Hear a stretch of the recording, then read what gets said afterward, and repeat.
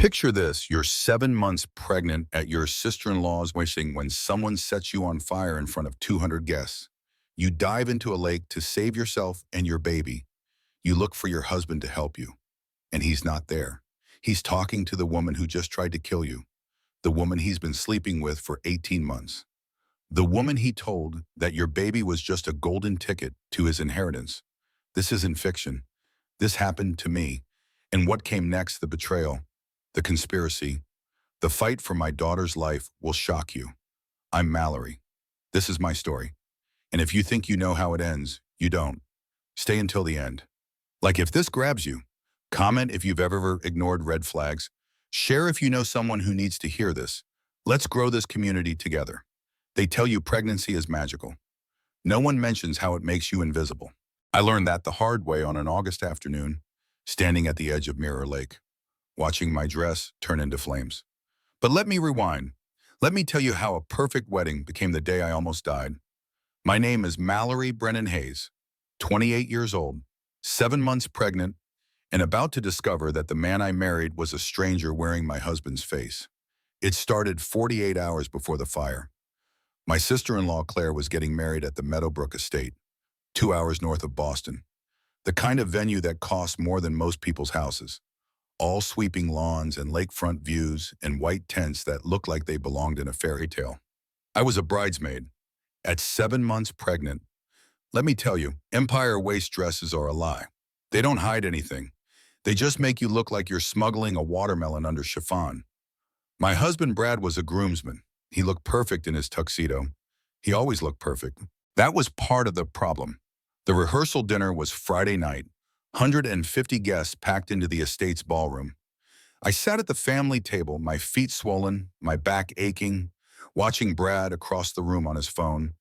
Again, well, he'd been on that phone constantly for the past 3 months. When I asked about it, he'd say it was work. Always work. He was vice president of investment at Hayes Properties, his father's real estate company. Important deals, big clients. I believed him because I wanted to believe him. That's the thing about lies. They work best when you're desperate for them to be true.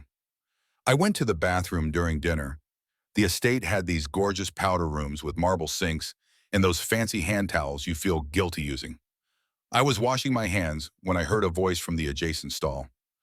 "Tonight at a woman said into her phone. Her voice was sharp, urgent. "I'm done waiting," he promised me. I didn't think much of it. Weddings make people emotional. I assumed she was talking about a date, a proposal, something normal. I dried my hands and left. I should have paid more attention. The woman who came out of the stall was named Sloane Parrish. She worked with Brad. I'd met her twice at company events. She had that kind of aggressive beauty, sharp cheekbones, expensive highlights, the confidence of someone who'd never been told no. Brad said they were colleagues, that she was brilliant with clients, that she'd gone to college with Claire, which was why she was at the wedding. I didn't like the way she looked at him. But pregnant women are paranoid. Right hormones make you crazy. That's what everyone kept telling me. The wedding day was perfect. 75 degrees, cloudless sky, light breeze off the lake. Claire looked beautiful. Her groom cried during his vows. Brad's father Warren gave a toast that made everyone laugh and then cry. Warren Hayes was a self-made billionaire. Built his real estate empire from nothing, starting with a single apartment building in South Boston. He was 64, former Marine, with these sharp blue eyes that missed nothing. During his speech, he talked about family, about legacy, about hoping for grandchildren soon. When he said that last part, he looked at me and smiled. It was warm, genuine. Warren had always been kind to me. I smiled back, my hand on my belly, feeling the baby kick. 2 hours later, I would be on fire. It happened during the reception. The ceremony was over, dinner was finished, and people were dancing. I needed air. My feet were killing me and the baby was doing gymnastics. I walked down to the lake edge, away from the crowd. The sun was setting. The water looked like gold. I remember thinking it was the most beautiful thing I'd ever seen. Then I smelled gasoline. Sharp, chemical. Wrong. I turned, but it was too late. I felt liquid splash across my back, soaking through my dress. The pale blue fabric darkened instantly. A voice behind me, female, shaking with rage. He was mine first. Sloane Parrish stood 3 feet away. In one hand, she held an empty metal flask. In the other, a lit match. Time became something elastic. I saw the match. I saw her face, twisted with hatred. I heard the wedding band still playing up at the tent. I felt the baby kick against my ribs. The match dropped. Fire erupted across my back. The pain was instant and enormous, bigger than anything I'd ever felt. I heard screaming, multiple voices, mine, Sloane's, someone else's. My brain calculated through pure survival instinct. Water. 4 steps to the lake. The baby. Only the baby matters. I ran. 4 steps felt like running through concrete. The fire climbed my dress, heat searing my shoulder, my back, my arm. Each step was agony. I dove. The lake swallowed me. The world went silent underwater, cool and dark and safe. My body curled instinctively around my belly, protecting my daughter even as my lungs screamed for air. I had to surface, had to breathe. I kicked upward, breaking through into chaos. Hands grabbed me. Voices shouted. Someone wrapped a tablecloth around my shoulders. The smell of burned fabric and gasoline clung to my hair. The baby, I gasped. My baby. Ambulance is coming. A man said. I recognized him. One of the groomsmen. Mallory, stay still. You're okay. But I wasn't okay. My back felt like someone had pressed a hot iron against bare skin. I couldn't stop shaking. Through the crowd, I saw him. Brad stood near the bar, maybe 30 feet away. His face was white, his mouth open. He wasn't moving toward me, wasn't running to help. He was staring at Sloane. She stood motionless, the lighter still in her hand. Security guards closed in around her. She was crying, mascara streaking down her face in black rivers. I love him, Sloane screamed. I love him, and she took him from me. The guards grabbed her arms. She fought, still screaming. Brad, tell them we're supposed to be together. I watched my husband's face, watched his eyes find mine across the crowd. He looked away. My sister Jenna appeared at my side. She knelt in the shallow water beside me, her maid of honor dress soaked, not caring. I've got you, Jenna said. I've got you. The EMTs arrived. Efficient hands examined me, asked questions I could barely process. Yes. 7 months pregnant. No allergies. Yes. I could feel the baby moving. Thank God. Thank God. They lifted me onto a stretcher. I caught a glimpse of the upstairs balcony as they wheeled me toward the ambulance. Warren Hayes stood there, hands gripping the railing. His face was stricken. He'd seen everything. My vision blurred, shock setting in. The EMT said, normal response to trauma. Someone was holding my hand. Jenna, crying silently, her grip fierce. Where's Brad? I whispered. Jenna's face hardened. Don't worry about him right now. But I turned my head, looking back through the ambulance doors. The wedding reception dissolving into chaos. Police cars arriving. Guests clustered in horrified groups. Claire, the bride, sobbing in her wedding dress. And Brad, finally moving.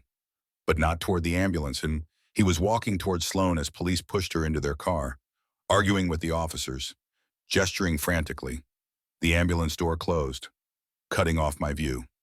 Ma'am, I need you to focus on me, the EMT said. His name tag read Marcus. Can you tell me where you're feeling pain? Everywhere, but where? I whispered. But the baby, is the baby okay? Marcus placed a fetal monitor on my belly. The rapid thump, thump, thump of my daughter's heartbeat filled the small space. Strong heartbeat, Marcus said, smiling. Your baby is a fighter, just like her mom. I closed my eyes, tears finally coming. The adrenaline was wearing off, replaced by pain that radiated from my back and shoulder in waves. 2nd-degree burns, Marcus was saying. Maybe 3rd in some places. They'll know more at the hospital. The baby kicked again, harder this time, angry, scared, alive. We're okay, I whispered to her. We're going to be okay. But even as I said it, doubt crept in, because the image was burned into my mind more permanently than the fire on my skin. Brad, my husband of 3 years, the father of my child, hadn't followed the ambulance. He was arguing with the woman who tried to kill me. The emergency room was too bright. Fluorescent lights made everything clinical and cold. I lay on my side while nurses cleaned my burns. Each touch sent fresh waves of pain through my body. On a scale of 1 to 10, a nurse asked.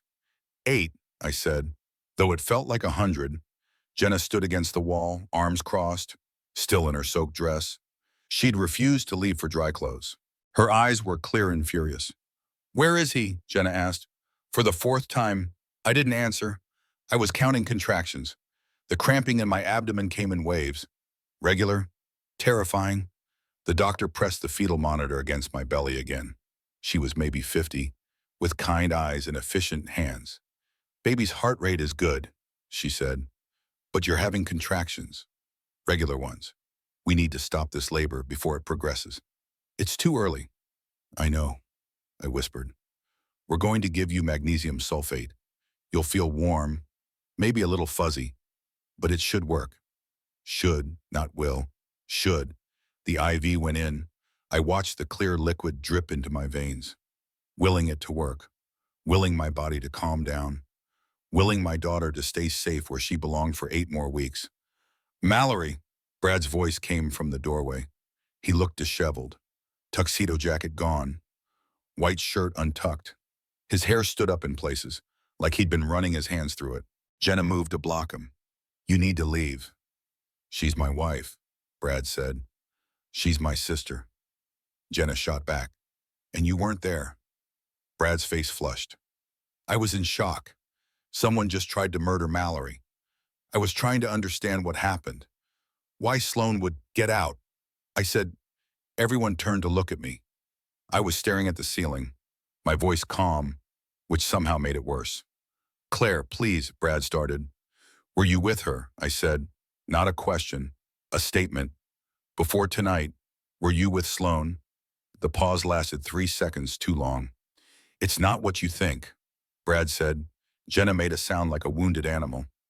"Are you serious right now? Mallory is lying here with burns all over her body, pregnant with your baby, and you're going to—" "I need to hear it from him," I said.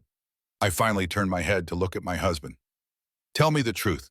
Brad, is Sloan your colleague or something else?" Brad's mouth opened, closed, opened again. "She's a colleague who developed feelings I didn't encourage. She became obsessed. I tried to let her down gently, but she's clearly unstable." "Did you sleep with her?" Jenna asked. "Emma," Brad said. "Answer her." I said, "We had. There was a brief thing, months ago, before we knew about the baby. I ended it. I told her it was a mistake. She wouldn't accept it." My hand moved to my belly. The baby kicked, oblivious to the destruction happening around her. "How many months ago?" I whispered. Brad looked at the floor. "It doesn't matter now." "How many?" I said louder. "Mallory, you're in shock. You need to rest. We can talk about this later." "Answer the question, Ryan." A new voice. Warren Hayes stood in the doorway behind Brad, still in his custom tuxedo, looking every inch the billionaire who'd built an empire. But his face was granite, cold, assessing. "Dad, this isn't the time." "Someone tried to murder your wife and child," Warren said, "in front of 100 witnesses at your sister's wedding. And instead of getting in the ambulance with Mallory, you were talking to the woman who did it. So yes, son, this is exactly the time, Satu." "Answer her question." Brad's face went from red to white. "It was ongoing for a while." The words hit me like physical blows. Ongoing. A while, Mama Yesh. Not a brief mistake, not a momentary weakness. Ongoing. "How long is a while?" Jenna said. Brad's phone buzzed in his pocket. Once, twice, 10 times in rapid succession. "Is that her?" I asked. "Is Sloan calling you from jail?" Brad pulled out his phone, glanced at it, put it on silent. "I need my lawyer," he said. Warren's expression didn't change, but something shifted in his eyes. "Douglas is already on his way." Warren said, "But he's coming for Mallory, not you. If you need legal representation, you'll arrange your own." "Dad." Get out of this room. Warren's tone left no space for argument. Security will escort you. You can wait in the lobby, but you are not to approach Mallory again tonight without permission. I have a right to be here, Brad said. She's my wife. She's also the victim of attempted murder, Warren said, and the police want to speak with you extensively. Two hospital security guards appeared behind Warren. They didn't touch Brad, but their presence made their purpose clear. Brad looked at me. I looked away. Fine, wait, he said. But this conversation isn't over. Mallory, we need to talk. Really talk. When you're thinking clearly. When I'm thinking clearly, as if my perception of reality was the problem, as if I was the one who needed to reconsider the facts. Brad left. The security guards followed. Jenna locked the door behind them. Warren approached my bed slowly, like I might spook. This man who commanded boardrooms and built skyscrapers sat down in the chair beside me, so he could look at me at eye level. How are you feeling? He asked. Like someone set me on fire, I said. Then, because hysteria was bubbling up, because someone did set me on fire. Warren didn't smile. The police are here. They want your statement, but it can wait if you need time. What did you see? I asked. From the balcony. What did you see? Warren took a breath. I saw a woman approach you from behind. I saw her pour something on your dress. I saw her light a match. I saw you run into the lake. I saw Brad standing 50 feet away doing nothing. He was in shock, I said automatically, defending him even now. He was calculating, Warren said.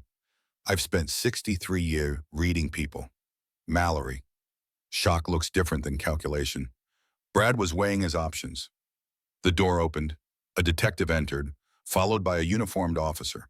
The detective was a woman in her 40s, with short gray hair and tired eyes that had seen too much.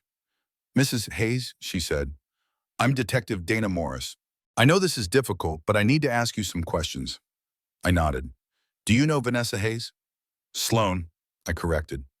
Sloan Parrish. She works with my husband. Yes. Have you ever felt threatened by her before tonight? I thought about the company holiday party. Sloan's hand on Brad's arm, the way she looked at me, territorial, possessive. I thought she was too friendly with Brad, I said. But I never imagined she'd... This. Had your husband mentioned any problems with Miss Parrish unwanted attention, harassment?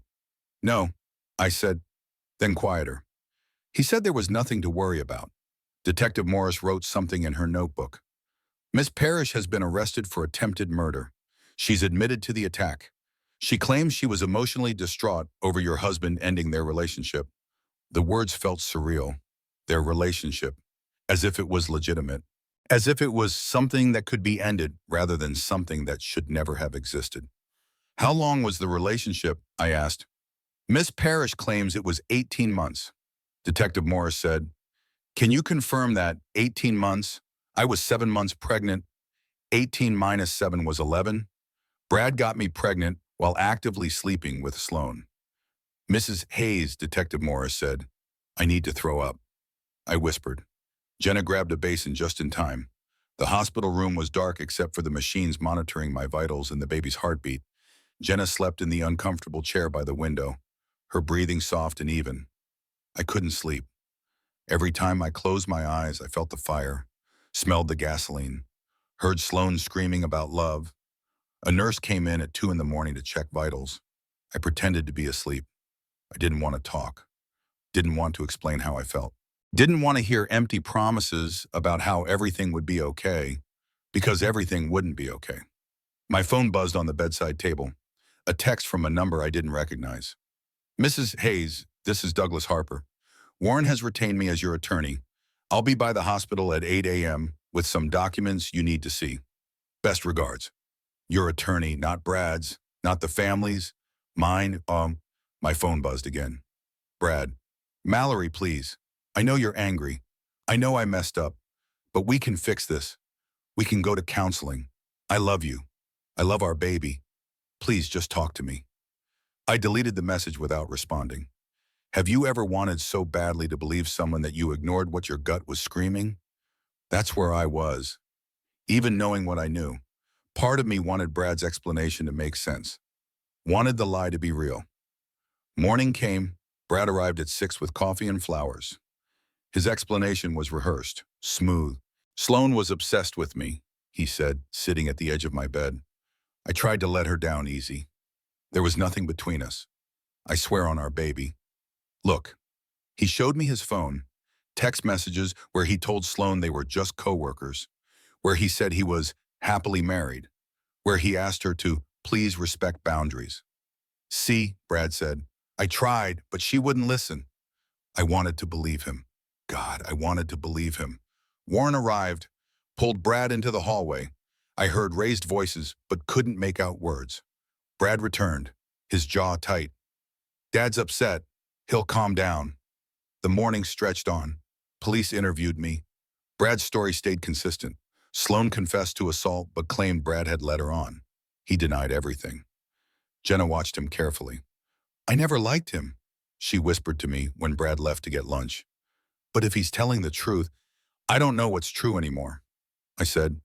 That's when I decided I would believe my husband. Focus on healing. Focus on our baby. Maybe Sloane really was obsessed. Maybe Brad was telling the truth. I posted on social media, grateful for my husband's support through this nightmare, blessed to have him by my side. 6 hours later, my phone exploded. Anonymous messages flooded in, screenshots, photos, evidence I couldn't ignore. Brad and Sloane kissing. Date stamped 2 months ago. Hotel keycard receipt. Last month. Venmo payment from Brad to Sloane. $2,400. You know what for. 3 months ago. My hands shook as I scrolled through them. Warren arrived with a woman I didn't know. Rachel Cohen. Attorney. Sharp eyes. No-nonsense energy. Mallory, Warren said. I hired a private investigator yesterday. You need to see this. He opened a laptop on my bed tray. Apartment lease. Brad co-signing for Sloane's luxury condo in downtown Boston. 14 months ago. $2,300 per month. Credit card statements. $47,000 spent on business dinners, all at romantic restaurants, wine bars, hotels, text messages. The private investigator had gotten them from Sloane's seized phone via legal subpoena. Brad to Sloane. After baby comes, we'll figure out an exit strategy. Sloane to Brad. You keep saying that. I'm tired of being a secret. Brad to Sloane. Baby's the golden ticket to Dad's trust. Once I secure it, I'm free. I read that last one 3 times. Golden ticket. Our daughter. The baby I was carrying. The child I'd already fallen in love with. He called her a golden ticket. My stomach heaved.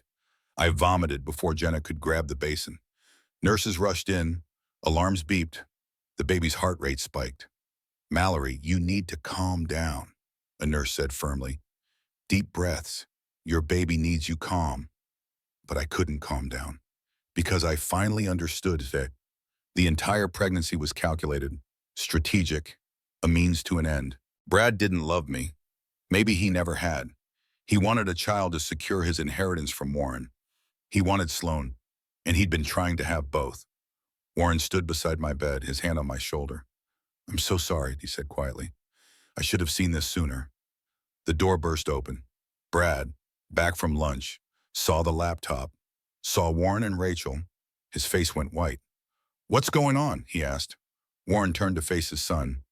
Did you call your daughter a golden ticket? Brad's eyes darted to the screen. To me, back to Warren. You don't understand the context. Answer the question. Warren said. Brad's mask cracked. Just for a second. But I saw it. It's the calculation, the cold assessment of whether he could still salvage this. He chose anger. You'd be nothing without me. Mallory, Brad said, his voice hard, mean. You need me. Good luck raising a baby alone with no money and no job. Get out, Warren said. This is between me and my wife. Get out. Warren's voice could have cut glass. Security. Brad pointed at me as guards entered. This isn't over. You're going to regret this. They escorted him out. I sat there. Burns throbbing. Baby kicking. World crumbling. Mallory, Rachel said gently. We're filing for emergency separation first thing tomorrow. restraining order, full custody. You're not alone in this. But I felt alone. More alone than I'd ever been in my life. Because the man I'd loved, the man I'd built a life with, the father of my child, he was a stranger. He always had been. The next 2 weeks were a blur of legal paperwork and hospital beds. My burns healed slowly. The baby stayed stable. Thank God. But the contractions kept coming in waves, forcing me to stay hospitalized under constant monitoring. Rachel Cohen moved fast. She filed for emergency separation, restraining order, and preliminary custody arrangements within 48 hours of the evidence coming to light. Brad hired his own lawyer. Expensive, aggressive, the kind who wore $1,000 suits and smiled with too many teeth. His counter motion arrived on day 5. I read it in my hospital bed, Jenna looking over my shoulder. Brad claimed I was mentally unstable due to pregnancy hormones, that I was paranoid and controlling, that he was the victim of parental alienation orchestrated by Warren Hayes. He demanded joint custody and spousal support. He wants money from you, Jenna said, incredulous. You don't have money. He has money. Marital assets are frozen during proceedings, Rachel explained. He knows you're living on Warren's support right now. He's trying to force you into a settlement by making life difficult. Will it work? I asked. Rachel's pause was answer enough. The media picked up the story. Pregnant woman set on fire by mistress at family wedding went viral. My face was everywhere. The security footage from the wedding, photos of me being loaded into the ambulance. But Brad's PR team was good. By day 7, articles started shifting. Anonymous sources said I'd been emotionally unstable throughout the pregnancy, that the marriage had been strained, that Brad had tried everything to make it work. Lies said confidently enough become truth in the public eye. You know that moment when you realize the person you trusted most is a stranger, that the life you thought you had was fiction? I lived in that moment for 2 straight weeks.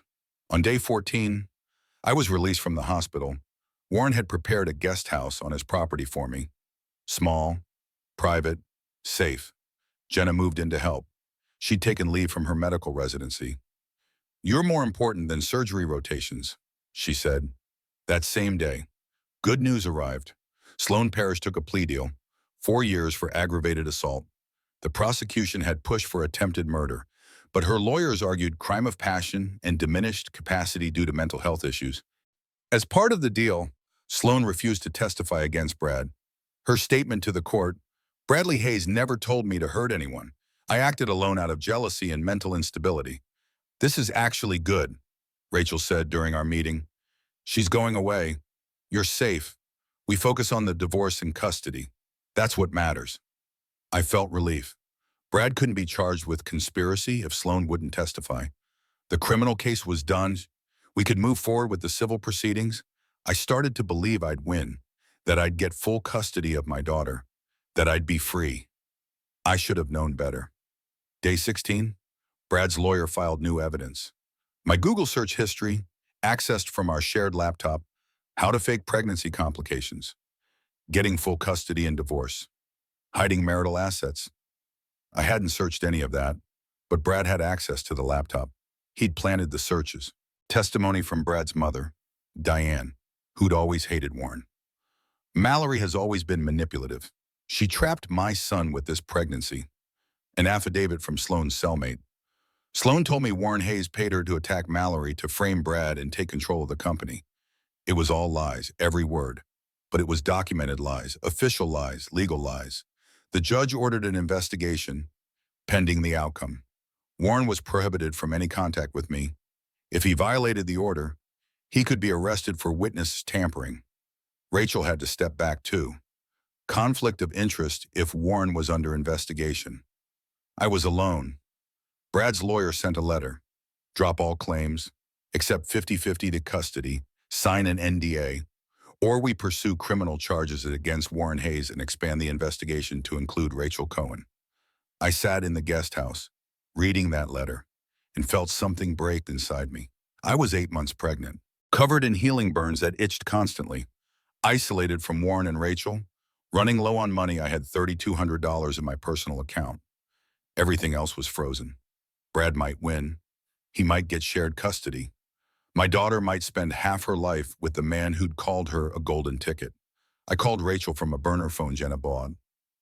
I can't do this, I said. I'm signing. I'm taking the deal. Mallory, I have to. I can't lose her. Even if it means sharing custody. At least she's safe. At least she's alive. Rachel was quiet for a long moment. Okay, if that's what you need to do. But Mallory, don't sign anything until I review it. Promise me. I promise. I hung up. Sat in the empty guest house. Put my hands on my belly. I'm sorry, I whispered to my daughter. I'm so sorry I can't protect you from him. That night at 2 in the morning, I went into labor. Real labor. 4 weeks early. Contractions 5 minutes apart. I was alone. Jenna had gone home for a few hours to sleep. I called 911, gasping through the pain. The ambulance came. So did Brad. He'd been watching the house, waiting. I'm the father, Brad told the EMTs. I have a right to be here. And legally he did. The restraining order only covered harassment and threats, not medical situations involving his child. He followed the ambulance to the hospital, sat in the waiting room, played the concerned father to every nurse and doctor who'd listen. I labored for 11 hours. They wouldn't let Brad in the delivery room. I'd explicitly forbidden it. But he was there, just outside, waiting. At 3:47 in the afternoon, my daughter was born. 5 pounds, 3 ounces, tiny, perfect, struggling to breathe. They rushed her to the NICU. I caught only a glimpse. Dark hair, my nose, Brad's chin. Then everything went wrong. Postpartum hemorrhage. That's what they called it when I started bleeding too much after delivery. Code words for you might die. Emergency surgery, anesthesia, darkness. I woke up 14 hours later in a recovery room, alone. Where's my baby? I asked the nurse. My voice was hoarse.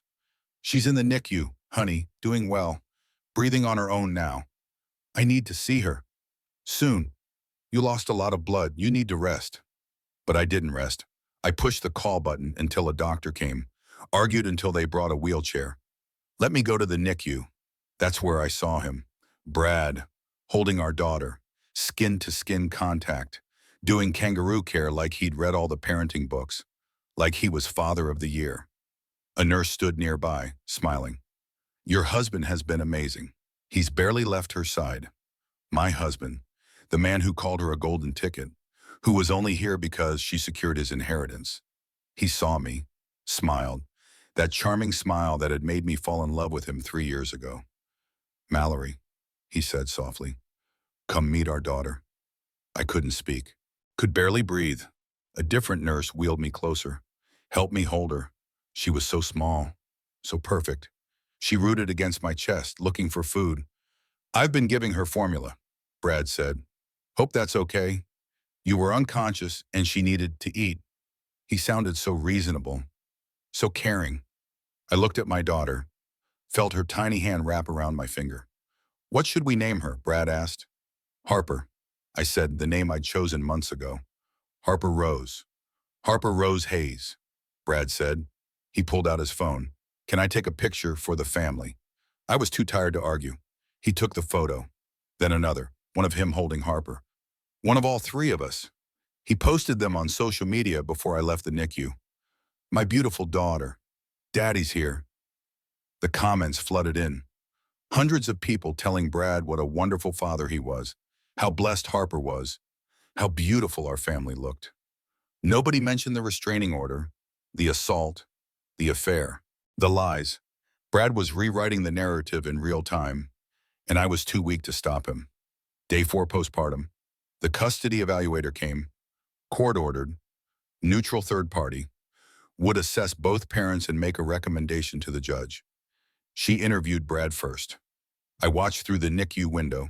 He was animated, engaged, showed her photos on his phone, of Harper, of me pregnant, of our apartment, evidence of a happy family. When she interviewed me, I was exhausted, on pain medication, emotional. I cried twice during the interview. Once when I talked about the fire, once when I talked about losing Warren's support. The evaluator's face stayed neutral, professional, but I saw the assessment happening. Stable father, unstable mother.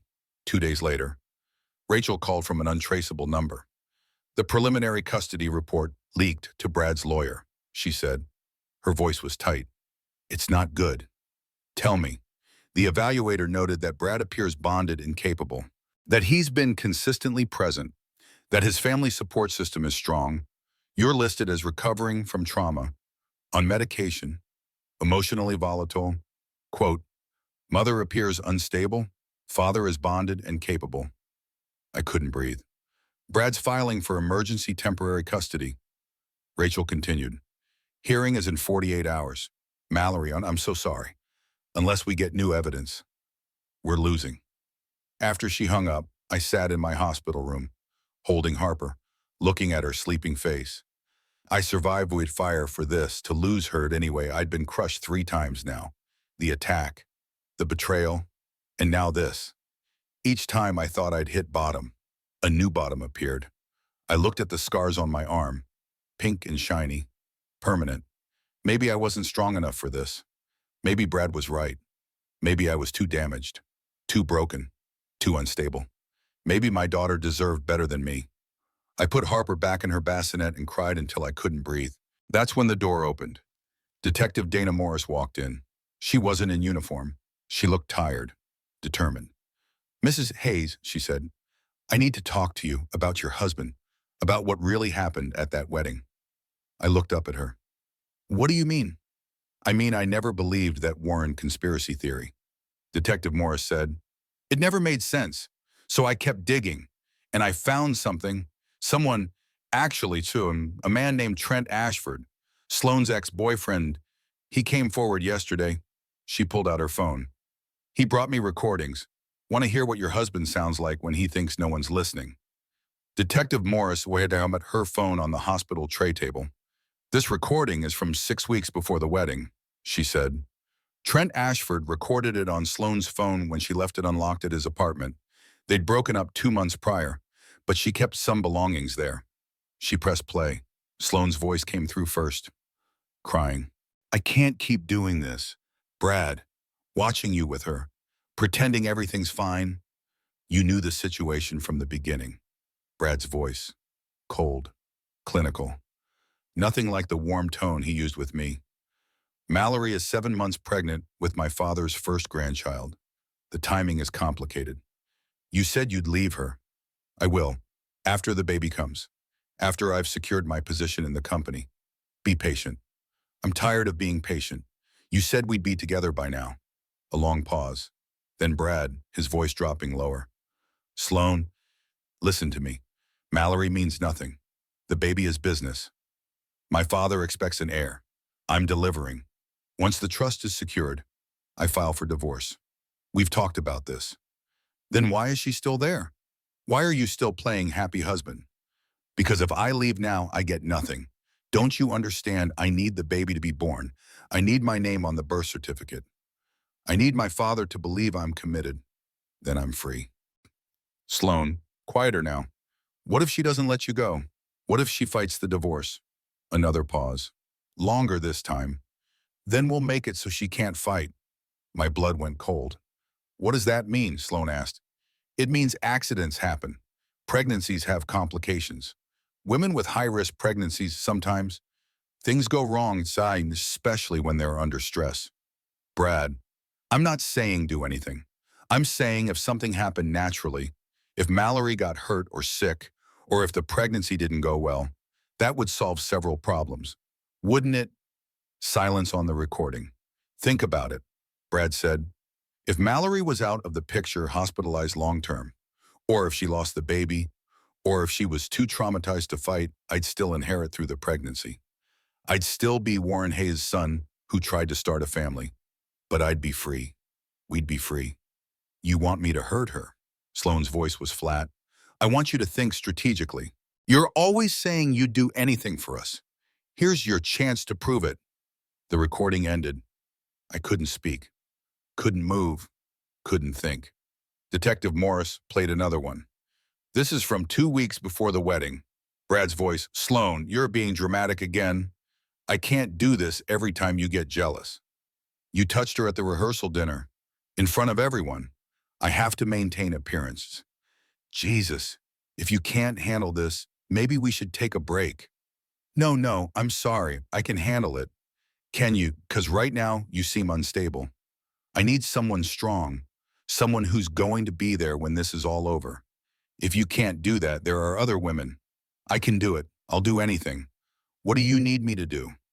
Make it look like passion, not planning. Make it look like you snapped. Can you do that, Brad? I don't want to hurt anyone. Then you don't love me. Real love requires sacrifice. It requires doing hard things. But if you're too weak, I understand. I'm not weak. Prove it. Another recording ended. I felt nauseous, dizzy. Harper stirred in her bassinet beside me, and I instinctively put my hand on her, grounding myself.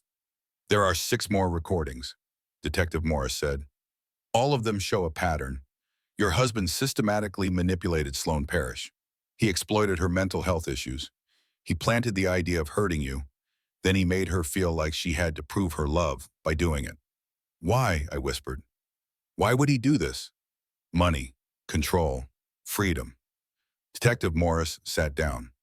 Brad wanted the inheritance your pregnancy would secure, but he didn't want you. He was trying to have both. And when Sloane actually went through with the attack, he planned to play the grieving husband. Sympathy from Warren, access to the trust, and eventually, freedom to be with Sloane or whoever else he wanted. Why did Trent wait? I asked. Why not come forward immediately? He was scared. Sloane had told him Brad was powerful, connected. After she was arrested, Sloane called Trent from jail, bragged about taking the plea deal, said Brad would take care of her when she got out. That's when Trent realized Brad had used her, that he was going to get away with everything. So he came to me. Detective Morris stood. Mallory, I'm arresting Bradley Hayes this afternoon. Conspiracy to commit attempted murder. Witness tampering. Fraud. He's going away for a long time. I looked at Harper, sleeping peacefully, unaware that her father was a monster. What happens now? I asked. Now you get a good lawyer. You fight for custody, and you win, because I'm going to make sure every word of these recordings gets played in court. The courthouse was cold, all marble and echoes and hard wooden benches that made my healing burns ache. It had been 3 days since Detective Morris arrested Brad. 3 days since the recordings went public. 3 days since my phone exploded with messages from reporters, from strangers, from people I hadn't talked to in years. The media frenzy was intense. Husband orchestrated wife's attack for inheritance was trending everywhere. Brad's PR machine couldn't spin this. The recordings were too clear, too damning. Sloane's plea deal was revoked. The prosecutor charged her with conspiracy. She'd spent decades in prison now, not years. But Brad was facing worse. I sat in the gallery, holding Harper. She was 2 weeks old, still tiny, still perfect. Jenna sat beside me on one side, Warren on the other. The no-contact order had been lifted once the investigation proved his innocence. Rachel Cohen sat at the prosecutor's table. She'd been cleared to help with the case now. She looked fierce in her dark suit, papers organized in neat stacks. Brad entered in handcuffs, orange jumpsuit, hair unwashed. He looked nothing like the polished man I'd married. His eyes scanned the courtroom, landing on me. He smiled. I held Harper tighter. The prosecutor stood, distinguished, gray-haired, the kind of lawyer who'd seen everything twice. Your Honor, the state is prepared to present evidence that Bradley Hayes, over the course of 6 weeks, manipulated Sloane Parrish into committing attempted murder against his pregnant wife. Mr. Hayes exploited Miss Parrish's documented mental health conditions, used coercion and psychological abuse, and planted the idea of harming Mallory Hayes in order to secure his inheritance while freeing himself from the marriage. Brad's lawyer objected. Young, expensive suit, but even he looked uncomfortable. The prosecutor played the recordings. All of them. Brad's voice filled the courtroom. Make it look like you snapped. Accidents happen to pregnant women. If she was out of the picture, we'd be free. I watched the jury. 12 faces. Horror. Disgust. Anger. Brad's lawyer tried. He argued entrapment. He argued the recordings were taken without consent. He argued Brad was merely venting and never intended actual harm. But then Trent Ashford took the stand. Trent was 34, software engineer, looked like he hadn't slept in weeks. He testified about Sloane's descent into instability, how she'd gone from confident and independent to paranoid and obsessed, how Brad would call her late at night, saying things that made her question reality. He told her Mallory was abusing him, Trent said, that Mallory had trapped him with the pregnancy, that he was scared but couldn't leave because Mallory would take everything. He painted himself as the victim. And Sloane, yeah, who was already struggling with anxiety and depression, believed him. Rachel cross-examined. Did Sloane ever express a desire to harm Mallory Hayes before Brad's alleged manipulation? Never, Trent said. She was jealous, sure, but she wasn't violent. Brad changed her. He weaponized her mental health. The trial lasted 3 days. On the third day, Brad took the stand in his own defense. Bad decision. The prosecutor tore him apart. Mr. Hayes, you testified that you loved your wife. Is that correct? Yes. Then why did you call your unborn daughter a golden ticket in text to your mistress? Brad's jaw tightened. That's taken out of context. I'll read the full text then. Quote, baby's the golden ticket to dad's trust. Once I secure it, I'm free. End quote. What context makes that acceptable? I was venting. I didn't mean my aunt Abishi. You also told Miss Parrish that if your wife was out of the picture, you'd be free. Correct. That's not yes or no, Mr. Hayes. I never told Sloane to hurt anyone. You told her accidents happen to pregnant women. You told her to make it look like passion, not planning. You told her to prove her love. What did you think she would do with those instructions? Brad's face flushed red. She was unstable. She misunderstood. She was unstable because you made her that way. You exploited her mental health. You manipulated her into believing violence was the answer. And when she actually did it, you planned to play the grieving husband. Brad stood up, shouting, I loved my wife. I loved my baby. This is all lies. The judge banged his gavel. Mr. Hayes, sit down. But Brad wasn't done. He turned to me in the gallery. Mallory, you know me. You know I'd never hurt you. Please, tell them. Tell them I'm not this person. I stood, Harper in my arms, every eye in the courtroom on me. You called our daughter a golden ticket. I said. My voice was steady, clear.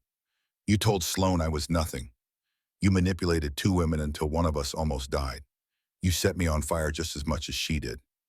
You just used someone else's hands. Brad's face twisted. The mask finally fully dropped. You ruined everything, he screamed. You and that baby, you ruined my life. Security rushed him, dragged him back to his seat. His lawyer looked like he wanted to disappear.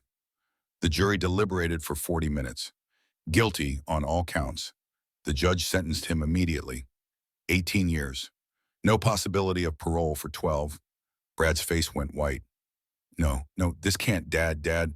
Tell them. Warren didn't move, didn't speak.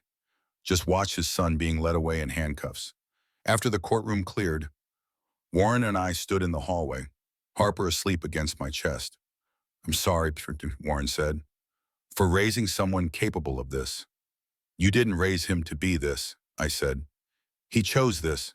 Warren looked at Harper. May I hold her? I handed my daughter to her grandfather. He cradled her carefully.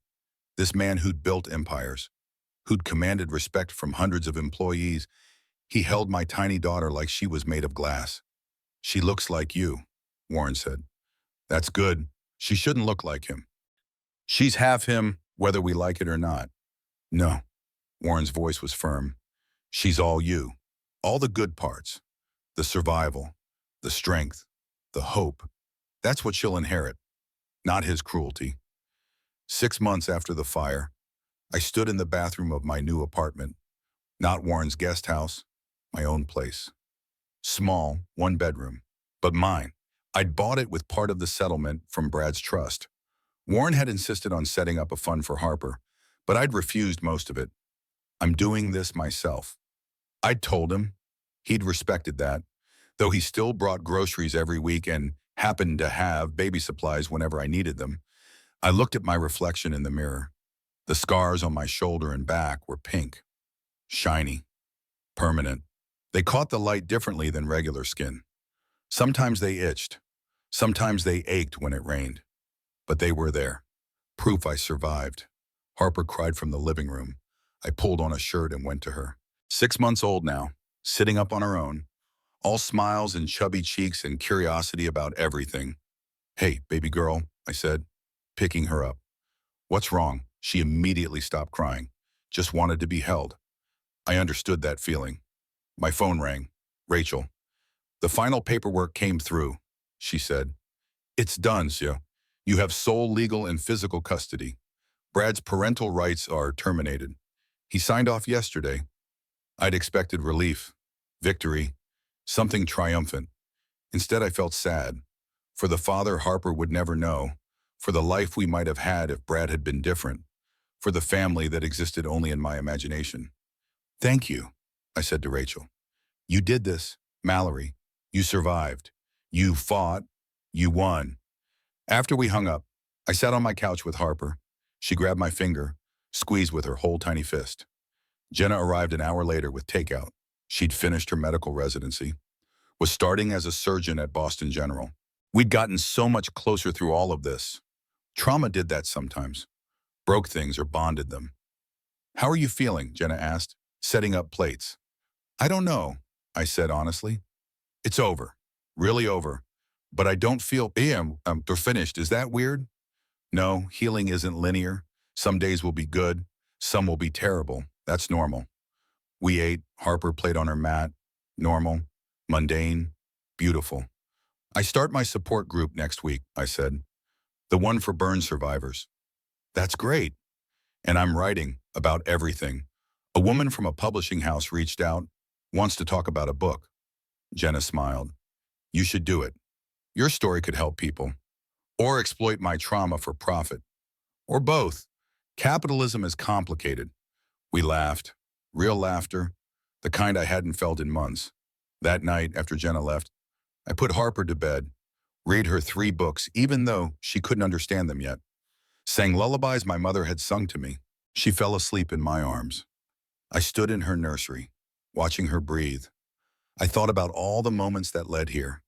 The wedding, the fire, the hospital, the betrayal, the trial, the scars.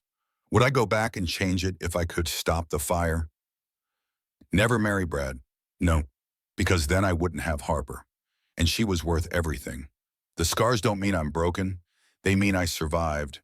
They mean I'm here, still standing, still fighting, still building a life worth living. And some days that's enough. 1 year after the fire, Harper's first birthday party was small. Just family. Jenna, Warren, Patricia Warren's ex-wife, who'd apologized 100 times for not seeing what Brad was. Rachel, Detective Morris, who'd become something like a friend. No Brad. Obviously, he was in prison. I'd gotten 1 letter from him 3 months ago. I'd thrown it away without reading it, whatever he wanted to say. I didn't need to hear it. We sang Happy Birthday in my tiny apartment. Harper smashed cake into her face with pure joy. Everyone laughed and took photos and pretended that everything was normal. And maybe it was. Maybe this was normal now. Survival. Rebuilding. Moving forward. After everyone left, I gave Harper a bath, washed cake from her hair. She giggled and splashed water everywhere. 1-year-old and already trouble.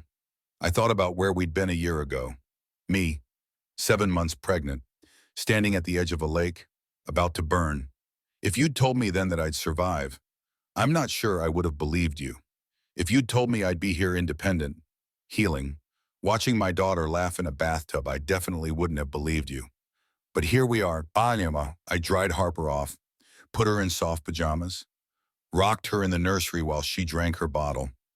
You know what, baby girl, I whispered. Your dad was a bad person. He did terrible things, and you're going to have questions someday. When you're older, about him, about what happened, about why he's not here. Harper's eyes were closing, but I kept talking. I'm going to tell you the truth, all of it, the good parts and the terrible parts, because you deserve to know where you came from. But Harper, you are not him. You are not his choices. You are every good thing that survived the fire. You are proof that something beautiful can come from something terrible. She fell asleep in my arms. I sat there a while longer, looking at her face in the dim nursery light. My phone buzzed, a text from an unknown number. Mrs. Hayes, this is Dr. Sarah Crawford from Women's Crisis Center. We're hosting our annual fundraising gala next month. We'd be honored if you'd speak, share your story, inspire others. Please let me know. Best. Sarah. I stared at the message, speaking publicly, about the fire, about Brad, about survival. Part of me wanted to say no, wanted to keep this private, wanted to move on quietly. But another part, the part that had survived fire and betrayal and 18 years of Brad's manipulation playing out in court, that part knew the answer. I typed back, I'll do it. Tell me when and where. 3 weeks later, I stood on a stage in front of 200 people, wearing a dress that showed the scars on my shoulder and back, holding note cards that I'd written and rewritten a dozen times. The room went quiet, everyone waiting. I took a breath. A year ago, I said, someone set me on fire. The audience leaned forward. Someone who claimed to love my husband. Someone my husband manipulated into believing I was the enemy. Someone who thought violence would solve her problems because the man she loved told her it would. I looked down at my notes, then decided to ignore them. I'm not here to tell you healing is easy. It's not. I still have nightmares. I still panic when I smell gasoline. I still have days where I can barely get out of bed, where the weight of everything that happened crushes me. Silence, complete attention.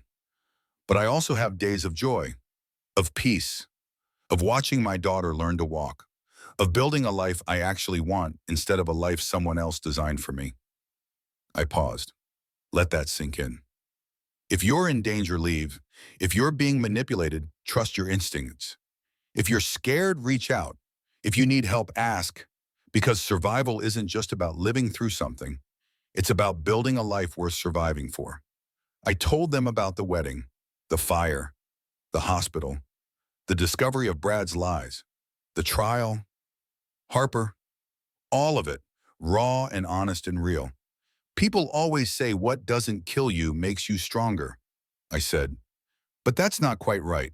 What doesn't kill you leaves scars, some visible, some not. The question isn't whether you have scars, it's what you do with them. I lifted my arm, turning slightly so they could see the burn scars clearly. These scars don't make me broken. They make me a survivor. They remind me that I'm still here, that I won, that I'm building something better from the ashes. I looked out at the audience, saw tears, saw recognition, saw women who understood. You can too, I said quietly. Whatever fire you are walking through, whatever betrayal you're surviving, whatever hell you're enduring, you can make it through. You can rebuild. You can throw. The room erupted in applause. People stood, some crying, some smiling. After my speech, women approached me, one by one, each with a story, each with scars of their own. My ex tried to kill me twice, one woman said. I was too scared to report it, but after seeing you, I filed charges yesterday. My husband gaslights me constantly, another said. I thought I was crazy, but your story helped me see the truth. I left last week, a third woman whispered. Your daughter is why. I want my kids to see that survival is possible. I hugged them, all of them, strangers united by trauma and hope. That night, I went home to Harper. She was asleep in her crib, watched over by Jenna. How did it go? Jenna asked. Good, I said. Really good. I think I helped people. Of course you did. You're amazing. Mallory. After Jenna left, I checked on Harper one more time, watched her breathe, thought about everything we'd been through, everything we'd survived. I thought about Brad in prison, about Sloane serving her sentence, about Warren and Patricia trying to make amends for the son they'd raised. I thought about scars and survival and what it means to be enough. Then I turned off the light and went to my own room. Tomorrow I'd wake up, feed Harper, maybe write some more of my book, go to therapy, have lunch with Jenna, attend my support group, live my life. Not the life I'd planned, not the fairy tale I'd imagined, but mine, real, hard, beautiful, scarred, surviving. And that, That was enough. 3 weeks later, I stood on a stage in front of 200 women. The speech I'd written and rewritten a dozen times sat forgotten in my pocket. When I opened my mouth, the truth just came out. Raw, honest, real. A year ago, someone set me on fire, I said. Someone my husband manipulated into believing I was the enemy. I told them everything. The wedding, the hospital, the betrayal, the recordings, the trial. Harper, when I lifted my arm to show the scars on my shoulder, the room was silent. These scars don't make me broken, I said. They make me a survivor. The applause was deafening. Afterward, women approached me, one by one, each with a story. I filed charges yesterday because of you. I left last week. Your daughter gave me courage. I thought I was crazy. Your story showed me the truth. I hugged them all. Strangers united by trauma and hope. That night, I went home to Harper. She was asleep, watched over by Jenna. I checked on my daughter one more time, watched her breathe, thought about everything we'd survived. Tomorrow I'd wake up, feed Harper, maybe start writing that book the publisher wanted, go to therapy, attend my support group, live my life, not the life I'd planned, not the fairy tale I'd imagined, but mine, real, hard, beautiful, scarred, surviving. I looked at my reflection in the darkened window, saw the woman I'd become, stronger, wiser, free. The scars on my shoulder caught the light. They used to remind me of pain. Now they reminded me of power. I survived the fire. I survived the betrayal. I survived the fight. And that was more than enough. If this story resonated with you, if it made you think or feel or remember your own strength, do something for me. Share it, not for views or likes, but because someone you know might need to hear it. Someone might be ignoring red flags right now. Someone might be believing lies. Someone might need permission to leave.